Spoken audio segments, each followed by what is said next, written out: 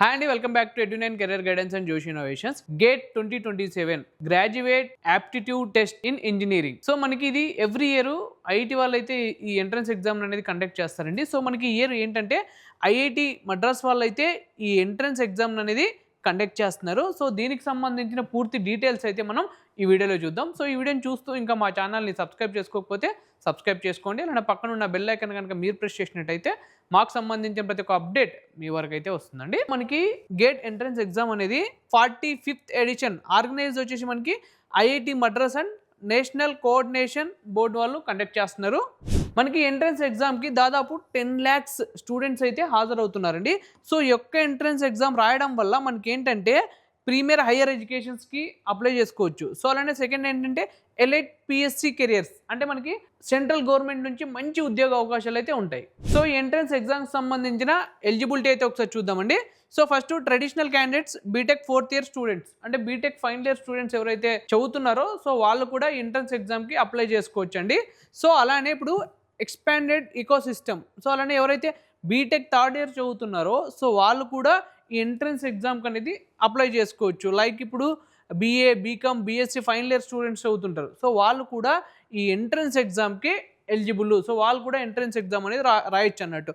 So మనకి entrance ఎగ్జామ్లో ఒక రోబోటిక్స్ అండ్ ఆటోమేషన్ పేపర్ అనేది ఉంటుందన్నమాట. ఇప్పుడు ఈ లేటెస్ట్ అది మారుతున్న కాలానికి అనుగుణంగా గేట్ పరీక్షల్లో సరికొత్త రోబోటిక్ అండ్ ఆటోమేషన్ అనే పేపర్ను ప్రవేశపెడుతున్నారు. సో ఈ ఎంట్రన్స్ ఎగ్జామ్కి సంబంధించిన ఇంపార్టెంట్ డేట్స్ అయితే ఒకసారి చూద్దామండి.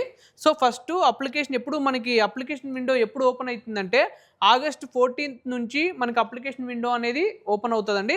సో మనం ఎప్పుడు అప్లై చేసుకోవచ్చు అంటే August 14th నుంచి September 21st 2026 వరకు మనం అప్లై చేసుకోవచ్చు దీనికి. సో అలానే దీనికి సంబంధించిన లేట్ ఫీ డెడ్ లైన్ వచ్చేసి September 30 అండి. అంటే దీనికి సంబంధించిన ఫీజు ఉంటుంది కదా so application fee.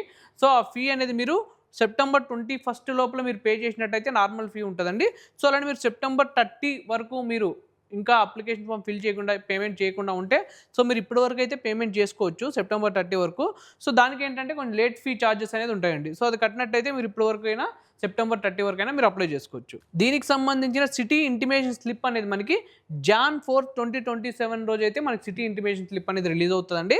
So entrance exam ఎప్పుడు కండక్ట్ చేస్తారంటే February 6th, February 7th and February 13th, February 14th and February 20, February 21st, 2027 రోజు అయితే ఈ ఎగ్జామ్ అనేది కండక్ట్ చేస్తారండి. సో ఇది మనకి 2 సెషన్స్లో అయితే కండక్ట్ చేస్తారు. So morning session afternoon session 2 సెషన్స్లో అయితే ఎంట్రన్స్ ఎగ్జామ్ ఉంటుంది.